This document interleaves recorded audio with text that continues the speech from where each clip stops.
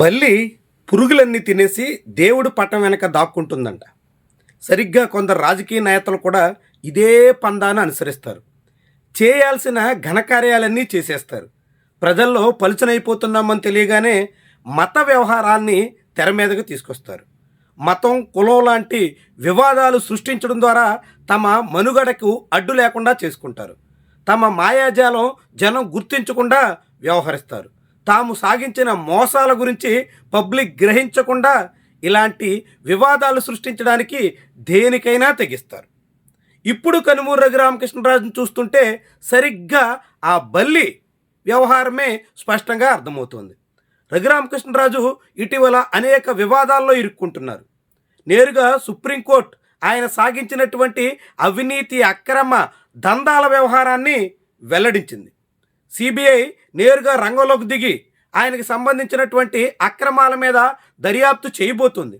బ్యాంకుల్ని మోసగించి వందల వేల కోట్ల రూపాయలు మింగేసిన మోసగాడిగా రఘురామకృష్ణరాజు వ్యవహారం తేట తెల్లమయ్యింది. ఈ నేపథ్యంలో తన బండారం బయటపడిన తర్వాత తాను ఎలా ప్రజల్లో పలుచన కాకుండా చూసుకోవాలి అని రఘురామకృష్ణరాజు చాలా రకాల ఎత్తుగళ్ళు వేస్తున్నారు.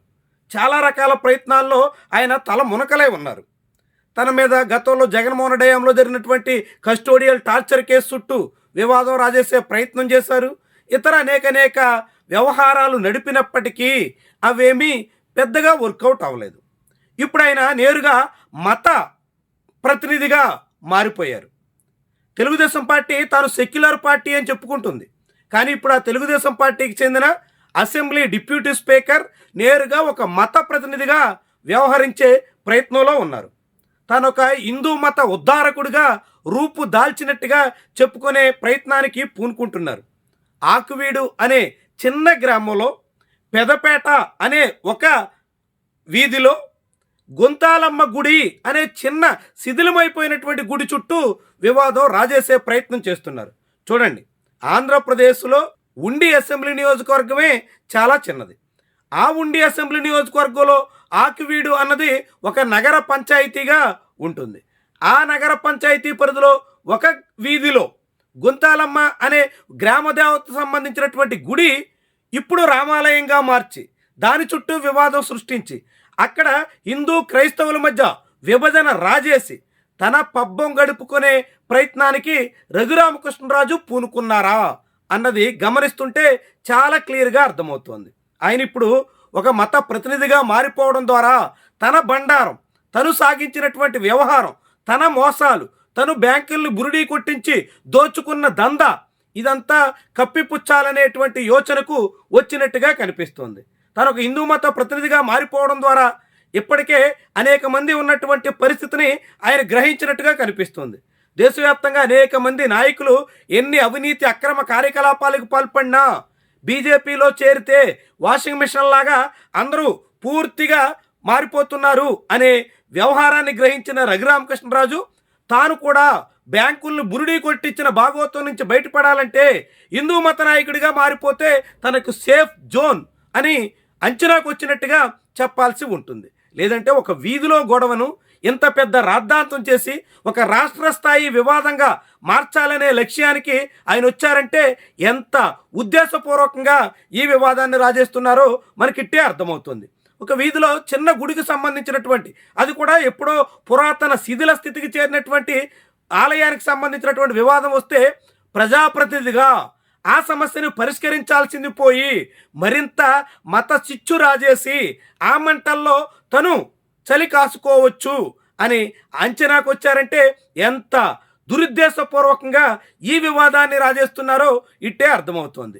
తెలుగుదేశం పార్టీ నాయకుడు ఆంధ్రప్రదేశ్లో హిందూ క్రైస్తవుల మధ్య విభజన రాజేయడానికి పూనుకుంటుంటే ఆ పార్టీ నాయకత్వం కూడా నివారించడానికి బదులుగా వివాదాన్ని మరికొంతకాలం పాటు మరింతగా రాజేసే ప్రయత్నానికి తోడ్పడే దిశలో ఉందా అనే అనుమానం కూడా కలగక మానదు.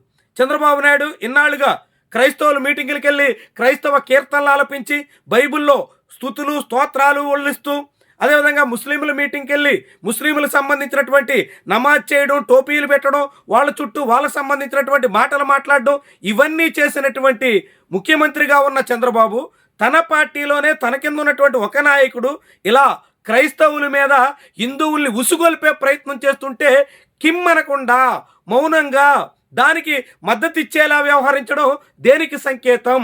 ఆంధ్రప్రదేశ్లో మత విద్వేషాలు రాజేయడం ద్వారా మనుగడ సాగించొచ్చు అనే అంచనాకి ఈ నేతలంతా వచ్చేసారా అనే అనుమానం కూడా చాలా మందిలో కలుగుతోంది. మొత్తంగా ఆంధ్రప్రదేశ్లో ఇలాంటి పరిస్థితి మాత్రం ఏ రకంగా చూసినా శ్రేయస్కరం కాదనే చెప్పాల్సి ఉంటుంది. ఏ తీరును కూడా ఇలాంటివి ప్రయోజనం చేకూర్చవు అని చెప్పాల్సి ఉంటుంది.